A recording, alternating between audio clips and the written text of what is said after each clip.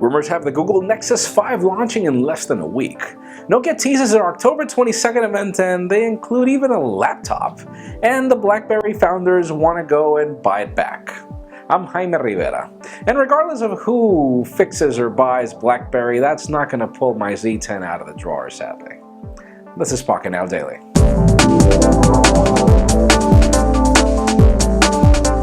Let's start today off with some official news as Sony has just unveiled their Xperia Z1F, which is the Z1 Mini that we talked about a couple of weeks ago.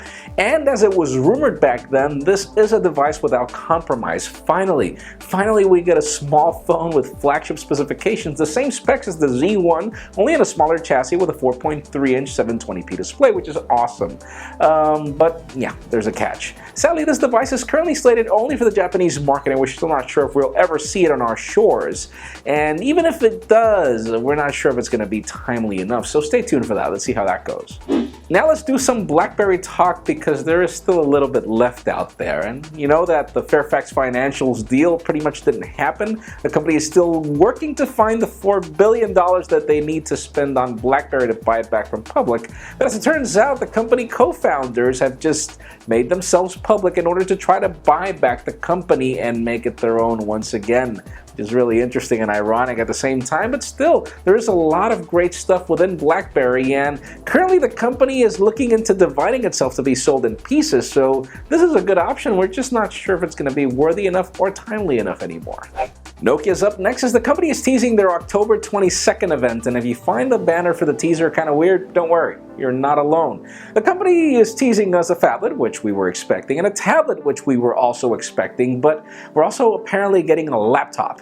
A Nokia branded laptop, and don't be surprised, this is not new. The company's been working on building computers for years in failed attempts, so it could be that the company is now bringing us computers as well. And just think about this proposition. Nokia is now becoming more like Samsung and Apple, more like other companies, and this is really interesting. Let's see what we get at the event.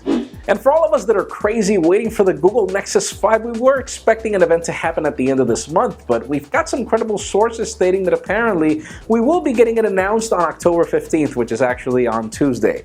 And that's really close. I don't think it's really going to happen that way because we don't have any press invitations or anything. Still, you know, Friday is still left, so anything could happen by the weekend as well.